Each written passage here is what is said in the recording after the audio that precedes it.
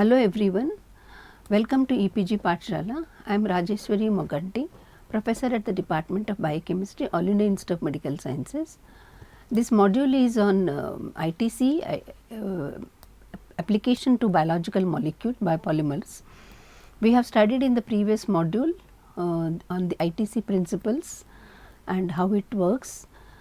This module comes under paper 3 on thermodynamics. So, this is basically application of ITC to structural information and thermodynamics to understand the thermodynamics of biological polymers. Why do you want to use it to application to biological macromolecules like proteins, DNA and lipids? Is because we want to understand their own conformational changes, what is happening in terms of the thermodynamic changes or the heat changes, that is number one. Number two is binding between macromolecules, whether it is between the two macromolecules or between one macromolecule and a binding of a small molecule. Then stoichiometry, how many molecules bind to each other, two of the two in a binary mixture, what is a stoichiometry, enthalpy, then entropy, and of course lastly the free energy change. Now, binding to complex macromolecules, that are the targets, help in understanding the higher order complexes also like liposomes and nanomaterials, association in nanomaterials. Then of course competitive experiments, like for example in enzymes you do the competitive inhibition, competitive binding of two ligands or many ligands to one particular site. All these things can be appreciated with the help of ITC. So, this module is meant for ITC in terms of using it for the biological macromolecule. So, these experimental approaches and applications will be dealt in this module.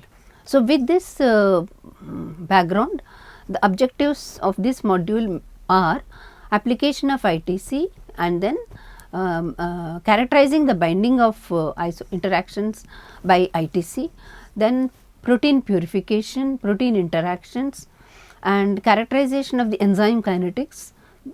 So, number of both for enzymes and proteins, and continuous single injection method when you want to do a titration.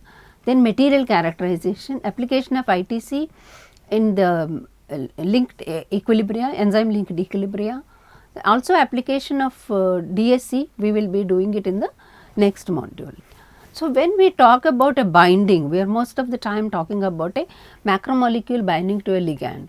Now, what actually drives this binding, and that is what we are trying to analyze, that what drives this binding, why should this molecule bind to a protein or any nucleic acid.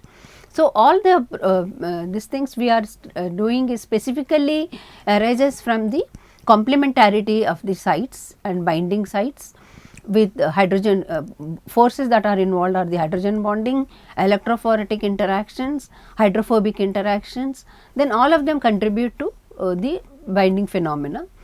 And also the enthalpic interactions like hydrogen bonding, and depending on the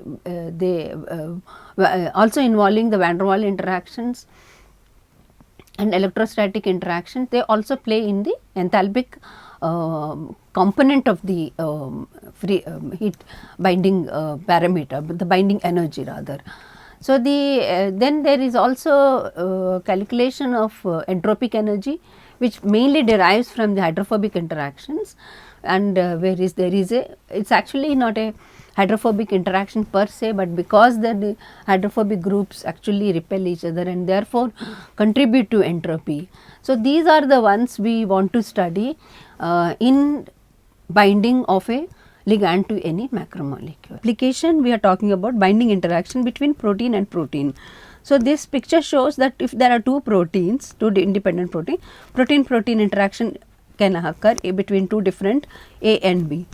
Now, to measure the affinity of binding between two or more molecules like protein, protein DNA, protein RNA, protein lipid, protein carbohydrate or protein with a metal ion, that is one thing. The second thing is DNA interaction, DNA RNA interaction and DNA with a metal ion, that was also very commonly studied.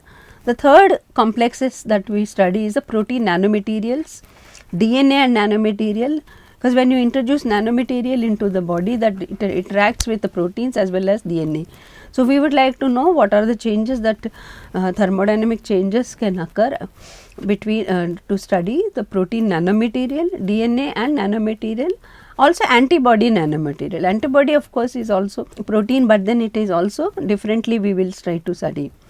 Then of course, the third one is any interacting molecule we can do. In addition to all these, you can study any between two any interacting molecules, whether synthetic or natural. The affinity of an interaction is a basic chemical property of the interaction. Therefore, we would like to identify the affinity of interaction so that we can try and block or increase the strength of interaction for final the ultimate purpose is to use it for therapeutic and cellular responses, and this can use it for drug discovery. The enthalpy and stoichiometry also provides additional information in terms of the type of binding and ratio of binding. So, now we will be doing in a more detail protein-protein interaction. If you take the protein-protein interaction as we have shown in figure here schematically, the plot, the ITC plot will be something like this, which you see on the right side, that is the heat changes which are plotted on the y axis with time, because you start the interaction and go with the time and keep on measuring the time changes in the heat changes. So, when you do for example, trypsin soybean interaction, inhibitor is taken and then this is how you find. So, how do you analyze this data? ITC is actually ideal for characterizing heterodimer interaction, association or dissociation, and also homodimer dissociation. So, if you take for example, this is a trypsin and a soybean inhibitor, the data is shown for at pH 4.5, that Kd obtained is 1.4 in 10 to the power 7, enthalpy is 135, stoichiometry is 1:1. So, one experiment you can do all the three parameters. So, this is one classic example. The proton linkage, when there is a change in the pH, also there is a proton linkage. So, this is one ligand and a polymer, then interacts with that, then it reaches Ml plus BH plus, that is one reaction.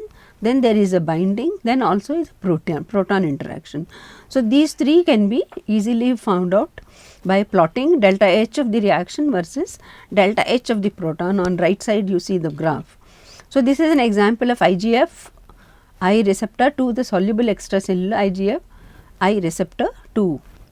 Binding profiles of the inhibitors of HIV-1 protease we have shown here. The data is taken from Protein Science 2002. Here you see that red is the delta G. So, all the reactions, most of them are all change in the delta G is negative. So, they are thermodynamically spontaneous. For example, if you see different kind of these things are being shown, different ligands, inhibitors are being shown, that except the delta H, in two cases you see delta H is positive, otherwise delta H is negative in these three cases, and T delta S, which is actually coming from the entropy, is also negative. So, early HIV-1 protease drugs have strong entropy binding component, and strong HIV protease inhibitors have the strong enthalpy binding component. So, from this you can actually identify the drugs which are HIV protease drugs which are early or strong. Enthalpy entropy compensation in drug design, this I have explained in the previous talk also, that hydrophobic interactions, solvation entropies actually contribute to entropy, and enthalpy is mainly coming from the hydrogen bond dissociation, whether it is from the van der Waals are broken because of the any other changes in the pH and so on and so forth. So, the choice of a solvent is important. Once you change the solvent, then you know the enthalpy can be differentiated. If you change a non-polar solvent, you know that the enthalpy component is actually coming from the from water to, if you change a non-polar solvent, the difference will tell you that actually the one coming from the enthalpy only. That is how you differentiate actually the entropy and enthalpy. Data from our lab. This is actually the binding of the DNA triple helix with the adriamycin drug, which is an anti-cancer drug. Now, this is a simple experiment and then adriamycin binding to duplex with Ka is actually binding about 1 into 10 to the power 5, and the stoichiometry we found it to be 10. That means the 10 molecule of drugs adriamycin is binding to 1 DNA triplex, and the molar binding enthalpy found to be minus 172 kilojoules per mole. That means it is the enthalpically driven. The entropy is minus 480 kilojoules, delta G is of course minus 6.9 kilocalories per mole. So, the overall behavior from this data you can say that the ADM, that is adriamycin binding to DNA is actually enthalpy driven because of the large component that is coming from enthalpy, resulting in a positive peaks in the upper plot of this one, left side A. The right side one is actually from the interaction with the adriamycin, and the other right side B is of the actinomycin. There is another drug, also anti-cancer drug. So, this study is actually to compare both the drugs, how they bind to the DNA. So, the binding affinity of the actinomycin D is actually, if you see the data, it is showing that it is entropy driven, and with endothermic binding event which has been often associated with a variety of DNA groove binders. So, this is the kind of information you find, and the two different two different drugs giving a two different profiles can easily be seen on the left side, which is adriamycin, and right side actinomycin, which show different profiles. That is the DNA drug interaction. Now, we will see the enzyme kinetics by ITC. The enzyme catalysis actually generates lot of heat. This right side this thing can be easily you must have studied in other enzyme paper also, that as you increase the energy, activation energy is required for an enzyme, for any reaction to occur, and obviously the enzyme what it does is a blue curve, that it actually decreases the activation energy, so that the reaction can occur even under mild conditions. That is what an enzyme does, like basically a catalyst. So, enzymes selectively bind their substrate and lower the activation barrier for substrate to product conversion. So, A plus B are the reactants, then gives a C plus D the products. In that, the activation energy is decreased by the enzyme in presence of the enzyme. The reaction otherwise also occurs, but cannot occur so fast, and therefore, the role of enzyme is basically to decrease the activation energy. So, the heat rate associated with catalytic conversion is conveniently measured by using ITC. That is the reference I am giving you to, with reference to the enzymes, the use of application of ITC. Examples of the experimental setups we have discussed so much, that single injection substrate where substrate concentration is greater than Km, multiple injection of substrates to keep substrate concentration much more Km at all times, and so on, different kind of injection substrates, which gives you the what kind of reaction vessel it is been occurring.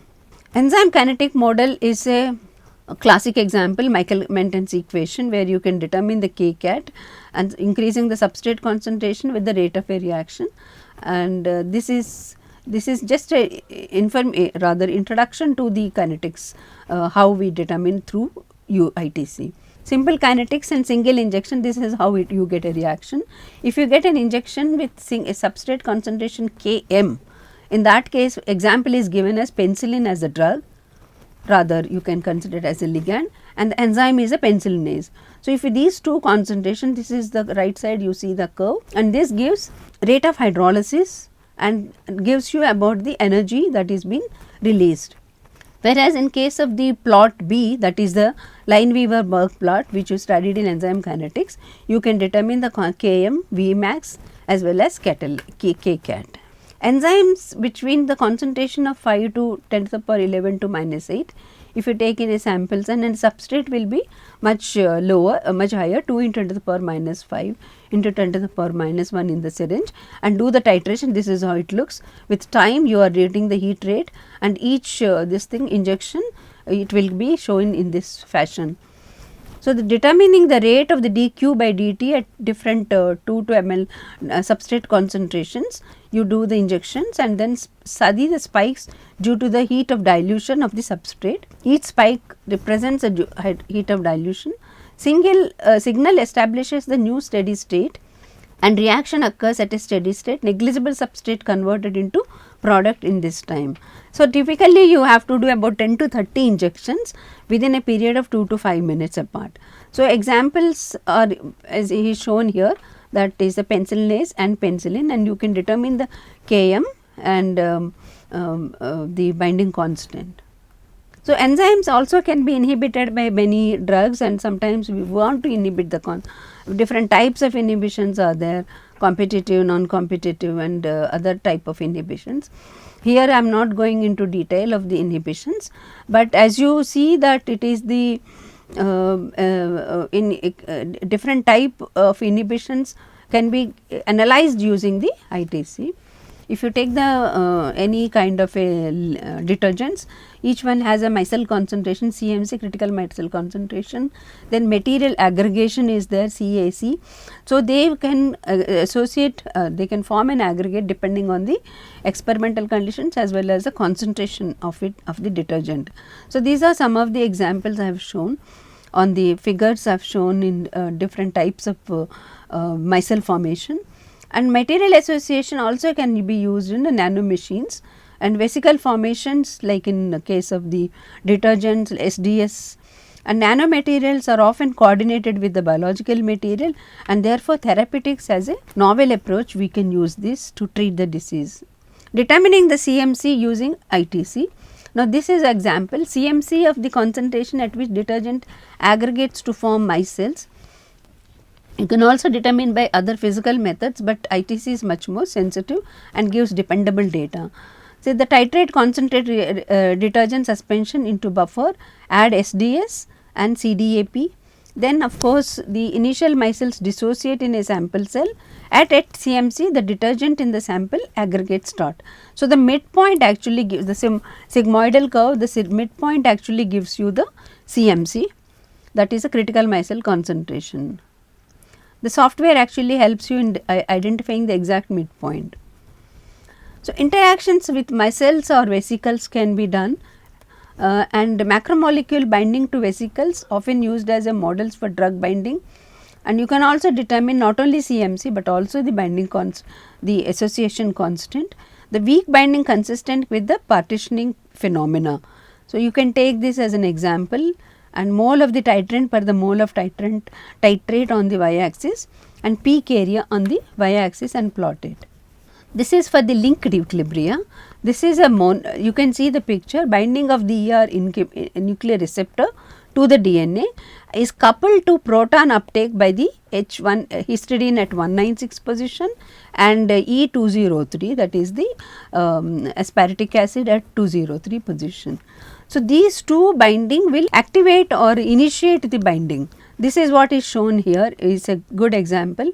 Macromolecular interactions are often coupled to linked equilibria like folding and unfolding, oligomerization or dissociation, or counter ion release, either binding of the ion or release of the counter ion, and also protonation, because basically proton is also a kind of ion. Now, ITC and linked equilibria like protonation is one example. If you observe the enthalpy of ligand binding is given by, there is no proton uptake, then delta H, that is a free energy change observed, is equal to delta H internal INT, then a buffer is independent. But if you take the proton uptake, then delta H, that is a free energy change observed, is equal to delta H int into delta m, that is the number of protons released, change in the protons that are released or exchanged, you can say, into delta H ion, that is the free energy coming from the ionization part of it. So, now you can what do you call define all these free energy. Delta H observed is the observed enthalpy, whatever you measure, that is actually component of 2 which are shown on the right side of the equation. Intrinsic enthalpy due solely to the ligand binding, then that also has another component of ionization, and how much ionization enthalpy is there into number of protons, really each one is giving a enthalpy ionization delta H. So, this gives you total one and you can differentiate. These are some of the protonation shown here, the phosphate protonation and heaps buffer we use, trisin buffer, tris buffer.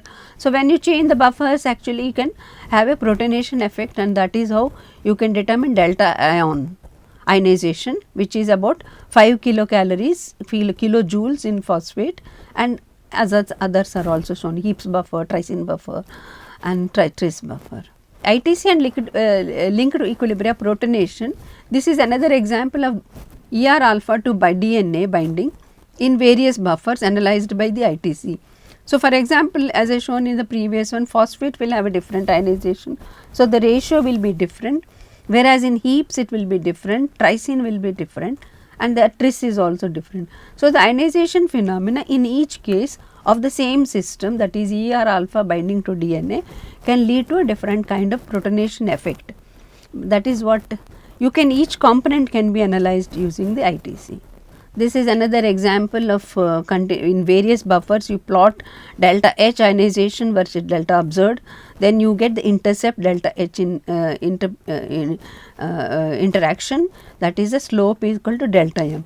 So, if you do at different concentrations, then you do you can derive the slope delta M and also delta H interaction. Then counter ion, in a similar case, just like a proton we did, you can use for the counter ion also, that is the magnesium or any other ion that is been bound to DNA to make it stable, and if you remove it, obviously the stability will be lost. Electrostatically charged macromolecules such as DNA do not have, alone, they do not stay alone because of the phosphates. They have to be have a negatively charged phosphates will have a counter ion. So, this is simple stuff which you have studied which will be studied more in detail in other chapters 4 and paper 4 and paper 9, paper 10. So, this is this thing. So, whenever there is a counter ion is released, you will have different changes in the conformation of DNA. So, when you have such a counter ion release, you can actually plot log or ln sodium chloride versus the ln Kd, and that can, from there you can calculate the free energy of ionization, which equal to psi into RT into ln sodium chloride. So, this free energy of change delta G upon ligand binding can be separated into two parts, that is coming from the ligand, one is from the ionization contribution. So, the two things here contribute, and from there you can calculate the binding constant. This is heat capacity changes. Remember, I mentioned about the heat capacity, thermodynamic parameter associated with macromolecular interactions. Cp equal to delta d delta H by dt, that is change in the free energy with the change of temperature. So, all you need to do is to determine the free energy as a function of temperature and plot it, and then you will see the slope actually gives you the Cp. It is a very simple experiment. So, for macromolecular interaction, delta Cp is typically determined from the slope, and temperature range usually you can do from 15 to 35 depending on the type of macromolecule you are taking. So, the ITC and linked equilibria heat capacity change, we are actually showing it here on a very schematically, that how the macromolecule and a small ion assemble and accessible the surface of the macromolecule. Different van der Waals forces occur, also the ionic forces, therefore, heat capacity changes can be calculated. Changes in the solvent accessible surface area are often associated with macromolecular interactions. So, a small value of, say for example, the solvent accessibility indicates two macromolecules coming together in a rigid body fashion. So, this can be changes in this, that is a before and after association can be calculated from the knowledge of heat capacity, and also that enthalpy change at 60 degrees centigrade by solving the following simultaneous equation, that delta Cp equal to A into delta, that is a change in the surface accessibility at polar, plus B into surface accessibility apolar, that is non-polar, and at 60 degrees obviously it will be C into surface accessibility polar plus D into surface accessibility non-polar. So, A and B and C, D are semi-empirically determined coefficients, and you can determine dependent on the system. Anomalously large changes in Cp can result from linked equilibria such as protonation and entrapment of water molecule. This is one thing, a kind of point that has to be noted, because we talked about earlier ionic ionization, protonation also can lead to changes in the Cp, and here we are talking about the surface accessibility. So, all are actually contribute, so each component has to be taken into account.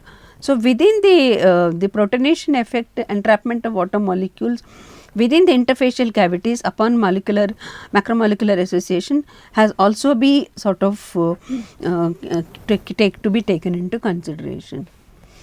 So, in this module what I try to explain or clarify is that how ITC is useful in studying the macromolecular interactions or interaction of macromolecules with small molecules or ions or protons, or even between the interactions between two macromolecules or two or more macromolecules. That is the fundamental idea of this topic, to use ITC to determine all these characterization.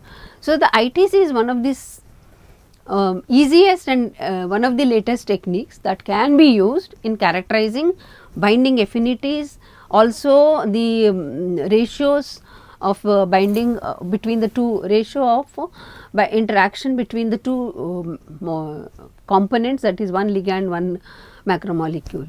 So, we took examples of proteins, I showed you examples of DNA and ligand, drug, etc. So, ITC can be typically used as a secondary screening technique in a high throughput screening. If you have a large number of samples, you can do that also. So, ITC is particularly useful as it is given not only the binding affinity, but you can also determine thermodynamic parameters, delta H you can do, Cp you can do, etc. So, the thermodynamic interactions allows us further optimization of these compounds. So, there is number of methods that can be used, the number of lot more information can be obtained using this ITC data which you have determined from the macromolecules. So, these are the different kind of information the ITC gives. Thank you.